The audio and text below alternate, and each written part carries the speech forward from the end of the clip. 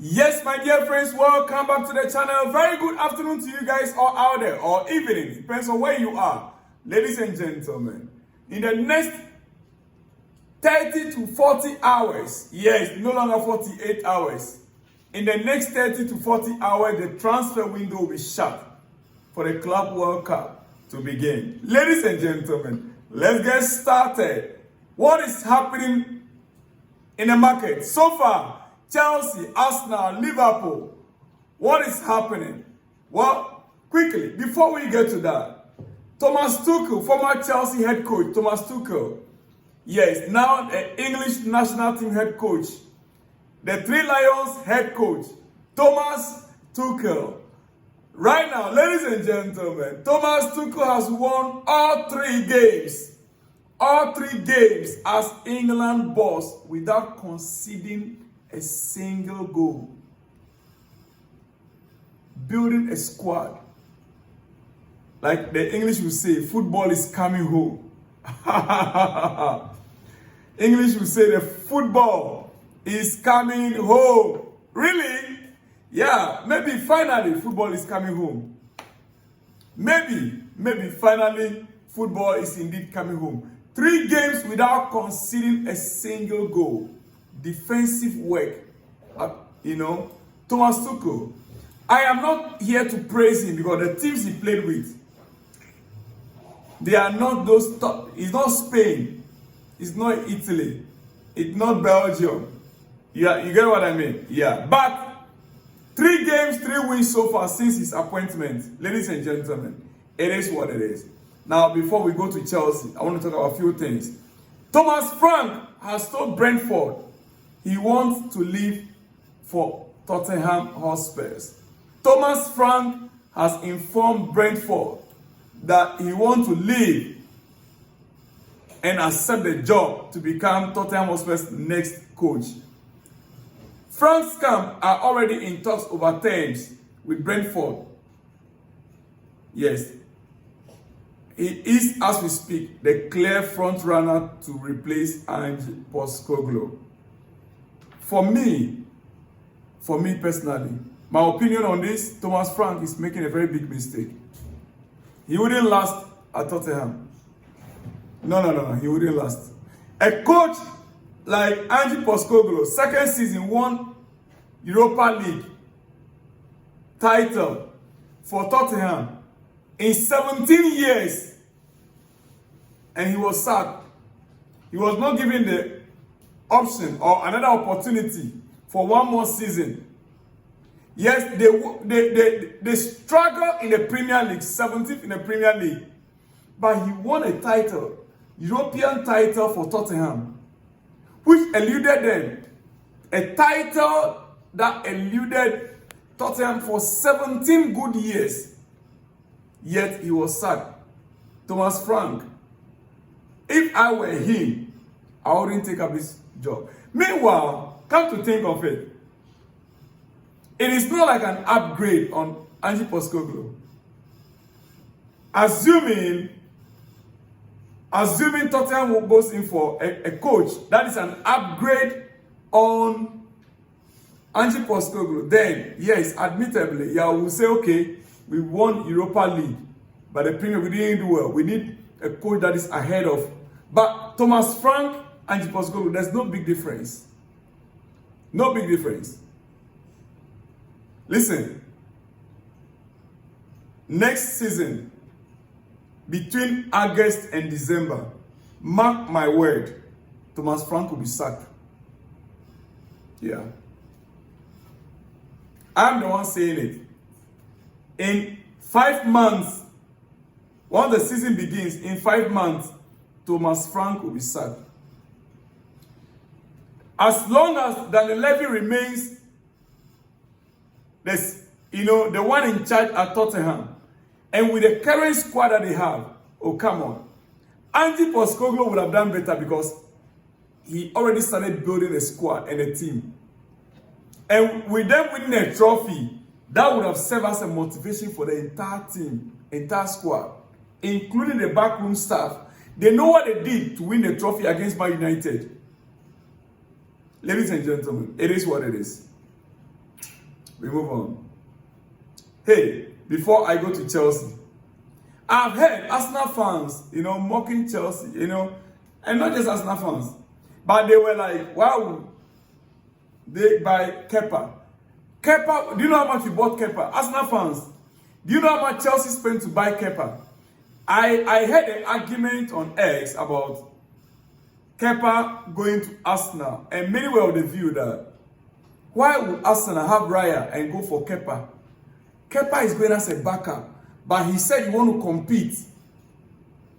Ladies and gentlemen, Kepa to Arsenal is only 5 million. The release clause for Kepa is only 5 million pounds. But I want to remind Arsenal fans something right now here. I want to remind Arsenal fans something right now, right here. Ladies and gentlemen, I want to remind Arsenal fans something right now in this place. Ladies and gentlemen, forgive me. You see, in the past 10 years,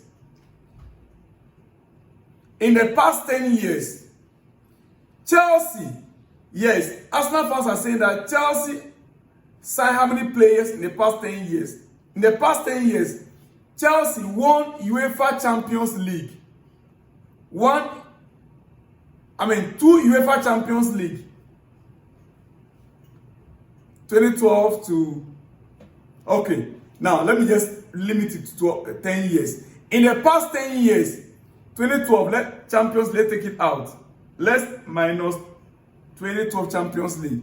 So in the past 10 years, Chelsea won 1 Champions League, 1 FIFA Club World Cup, 2 Premier Leagues, 1 UEFA Europa League, 1 FA Cup, 1 League Cup, 1 UEFA Super Cup, 1 UEFA Conference League. What did Arsenal won in the past 10 years? 3 FA Cups. The argument has been Chelsea have spent 200 million euros on 11 goalkeepers in 10 years. Coming from an Arsenal fan. Chelsea spent 200 million euros in 10 years on goalkeepers. On 11 goalkeepers in 10 years. But ladies and gentlemen, in that same 10 years, I've just given you 1 UEFA Champions League, 1 FIFA Club World Cup, 2 Premier Leagues, 1 UEFA Europa League, 1 FA Cup, 1 League Cup, 1 UEFA Super Cup, 1 UEFA Conference League in the same 10 years. And we spent 200 million euros on 11 goalkeepers. Arsenal, that are complaining, they got only 3 FA Cups. Who did a better investment? Tell me. Arsenal got Ramsdale, Raya. Now they want Kepa and Neto for less than Chelsea paid for Kepa alone.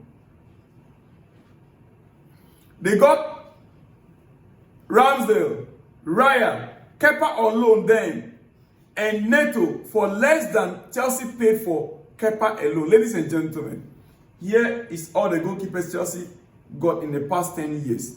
The highest on the table you can see there is who? Kepa. That we secured for over 80 million euros. Yeah, Kepa. The rest, zoom it yourself and check it. We even got 4 for free. Eduardo was free. Willy Caballero was free. Rob Green was free. Yeah, check them there yourself. Ladies and gentlemen, Arsenal fans, shut up.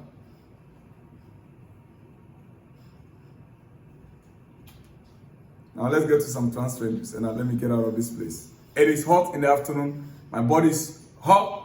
Ladies, even though my air conditioning is on, ladies and gentlemen, Chelsea are still considering signing Hugo Ekitike this summer and negotiations ongoing with players camp. Negotiations ongoing with players camp. A meeting took place between the two parties in recent days. Contact has therefore not been broken off, even though the deal has not progressed. Frankfurt still asking 100 million euros for the French striker. Now, The deal has not broken off, but talks has stalled. Ladies and gentlemen, talks has stalled when Chelsea's attention and focus shifted towards Mohamed Kudus. Yeah. What does that mean to you? It is a very strong signal. Chelsea are looking for a player of multiple abilities, player that can play multiple positions. Pep Guardiola model. It is what it is. I'm being honest to you guys. I am being honest. That is the way I see it. If you doubt it, just wait for it. You see, it's clear the club right now are prioritizing highly versatile options. Versatile options. The types that Pep has famously loved. Example, Bernardo Silva. That allow loads of tactical flexibility and more consistent first 11 or group of 15-16. The likes of Rodgers or Kudus, Mohamed Kudus, yeah, replace the usage of number 5 or 6 players, the usage of 5 or 6 players in the squad. Like having Kenyan Dewsbury Hall, Kane Chukwuemeka, Christopher Nkunku, Joao Felix, yeah, Noni Madueke, potentially, etc. The likes of Rodgers and Mohamed Kudus replaces all these players. So what that means is that if Chelsea can secure Kudus or Rodgers, we will have to, or we might not need Kenyan Dewsbury Hall. We will not need Kane Chukwuemeka. We will not need players like Nkunku, right? Joao Felix, even Noni Madueke, because a player like Kudus can play all these players their position. Kenyan Dewsbury Hall can play as a backup to Cole Palmer, right? Number 10, Kudus plays it very perfectly. Rodgers plays it very perfectly. Kane Chukwuemeka, midfield, attacking midfield, the same position. Christopher Nkunku, false 9, the same position. Felix, they are all attacking midfielders. So players like Kudus replaces all these players. Now, any surprising large offers we are prepared to pay are likely because of this. Any surprising large offer like Kudus, 80 million pounds, 85 million pounds, Chelsea are prepared to pay, are likely because of this, because of the versatility.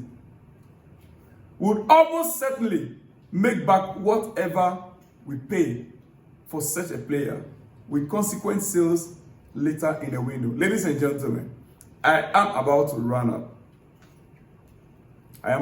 up. Special transfer window for 2025 Club World Cup will officially close in the next 30 to 36 hours, like I said earlier on. What are the players you expect Chelsea to sign? The special transfer window, yeah, that got open 1st of June to 10th of June is about to close in the next 30 to 36 hours from this moment. What are your expectations? Which of the players do you think Chelsea can easily secure before the window shut? Remember, Borussia Dortmund are demanding 70 million euros for Jamie Gittins. Chelsea's first bid of 42 million for him was rejected outrightly. Now they are preparing another offer for the 20-year-old, according to the report we are receiving. I have something to say about Christopher Nkunku. Can I get it within 1 minute, 30 seconds, quickly? Christopher Nkunku, how much should Chelsea accept for offer? Christopher Nkunku, how much should Chelsea accept for Christopher? Ladies and gentlemen, it is clear that his time at Chelsea is almost up. There has been interest from Bayern and Arsenal, but I doubt there will be a substantial bidding war between these two clubs. How many minutes did he play in the past season in the Premier League? He played fewer than 1,000 minutes in the Premier League last season. and has played the full 90 minutes in a Premier League game just twice throughout the entire season since joining Chelsea in 2023. This was initially down to injury, then to being out of favor. But taking him on will be deemed a risk. Ladies and gentlemen, now wages. You see, Nkunku is on around £195,000 a week wage per week, making him our third highest earner. This contract lasts for another 4 years until 2029 if we are able to get rid of him. With a very high guaranteed salary that goes against the current wage structure. Chelsea will do anything to get that wage off the books. And buying clubs will be aware of this. Buying clubs will be aware of this. Now, ladies and gentlemen, system. Chelsea's current system of play. Christopher Nkunku does not fit into Enzo Maresca's system, as mentioned very often by the head coach himself. And he is clearly not out of favor either. Now, he was left out of the matchday squad towards the end of last season against Fulham. And it has been made clear through reliable sources that he will be leaving this summer. Clubs around Europe are fully much aware of this. Chelsea want to offload the player. Ladies and gentlemen, this summer transfer window, Christopher Nkunku is likely to leave with a good offer. For me, 45 million euro, 40 to 45 million euro should be acceptable for Chelsea to let this player go. Ladies and gentlemen, what else? Breaking news. Alejandro Garnacho and Manchester United are over officially. The decision has been made not only by Amorim, but from the management as well. 3 Premier League clubs have called to inquire about him. Bayer Leverkusen are interested in a player, but financials are difficult. Ladies and gentlemen, let me leave you guys here. I should be back in the coming hours for more exclusives. See you guys all when you see me. Shalom and peace.